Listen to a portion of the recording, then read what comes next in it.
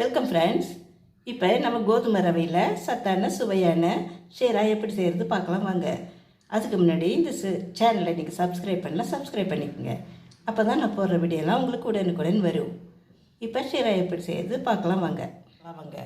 அதுக்கு ஒரு கப்பு கோதுமை எடுத்திருக்கேன், அதே கப்பால் ஒரு கப்பு வெல்லம் எடுத்திருக்கேன், ஒரு 100 கிராம் நெய் எடுத்திருக்கேன், முந்திரி திராட்சை ஏலக்காய் எடுத்திருக்கேன். அடுப்பில் பாத்திரத்தை வச்சு ஒரு 2 ஸ்பூன் நெய் சேர்த்து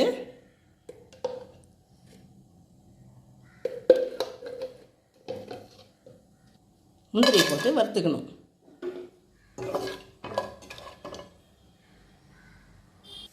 கூடவே கொஞ்சம் திராட்சை சேர்த்து கொஞ்சம் லேசாக பொன்னிறமாக வறுத்து எடுத்துக்கணும்.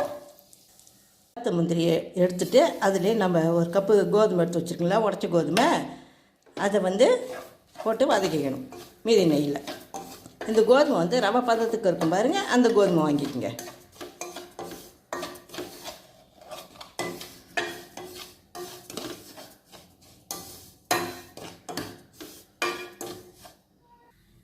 இதை பாருங்கள், இந்த அளவு வதங்கின உடனே இதில் காய்ச்சின பால், நம்ம எந்த கப்பில் இது எடுத்தோமோ அதே கப்பால் 1.5 கப்பு காய்ச்சின பால் ஊற்றணும். அதில்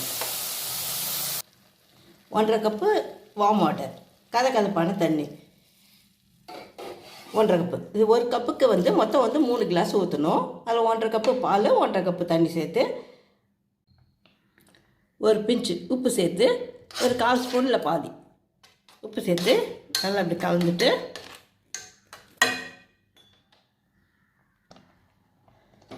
மூடி போட்டு மூடிடணும். மீடியம் தீயிலே வேகணும். இதை பாருங்கள், 5 நிமிஷம் மீடியம் தீயில் 5 நிமிஷம் சிம்மில் வச்சுருந்தேன், வெந்துடுச்சு.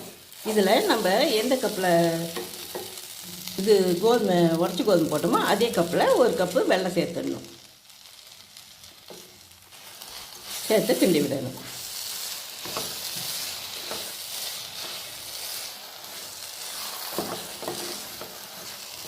நாட்டு சர்க்கரை வெல்லம் 2ல் 1 ஏதாவது ஒன்று சேர்த்துக்கலாம்.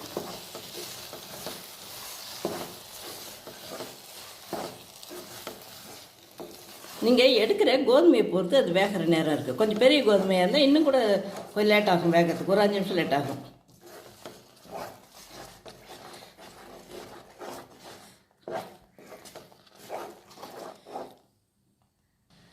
கொஞ்சம் இனிப்பு அதிகமாக வேணுன்றவங்க இன்னொரு 1/2 கப்பு அதிகமாக சேர்த்துக்கலாம்.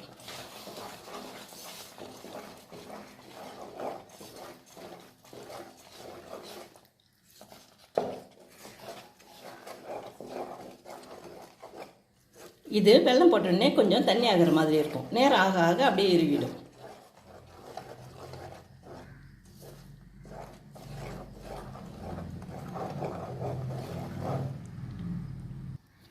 இதை பாருங்கள், இந்த அளவுக்கு வந்த உடனே நம்ம எடுத்து வச்சுருக்கோம் இல்லைங்களா, அந்த நெய்யை இதில் சேர்த்துடணும்.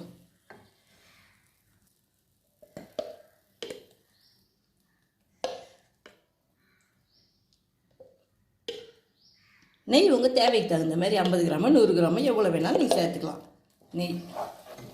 ஆனால் இதுக்கு நிறைய நெய் சேர்த்தா நல்லாயிருக்கும்.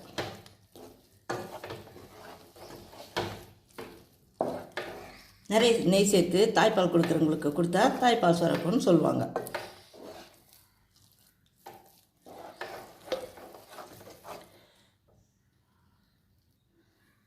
ஒரு 1/2 ஸ்பூன் ஏலக்காய் பொடி, சின்ன ஸ்பூனில் 1/2 ஸ்பூன் ஏலக்காய் பொடி. ஏலக்காய் இருந்தால் ஒரு 4 ஏலக்காய் நசுக்கி போடணும்.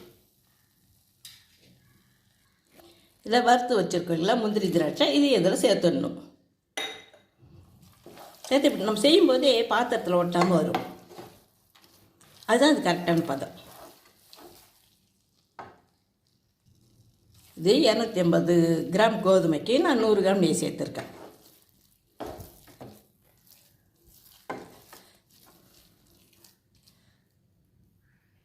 இந்த பதம் வந்தோடனே அடுப்பு நிறுத்திடலாம். இதை பாருங்கள், ஷீரா ரெடி ஆயிடுச்சு. நீங்களும் இது மாதிரி செய்து பாருங்கள். இந்த சாப்பிட்டு பாருங்கள். இந்த வீடியோ உங்களுக்கு பிடிச்சிருந்தால் இந்த வீடியோவை லைக் பண்ணுங்கள், ஷேர் பண்ணுங்கள், சப்ஸ்கிரைப் பண்ணுங்கள். தேங்க்யூ ஃபார் வாட்சிங்.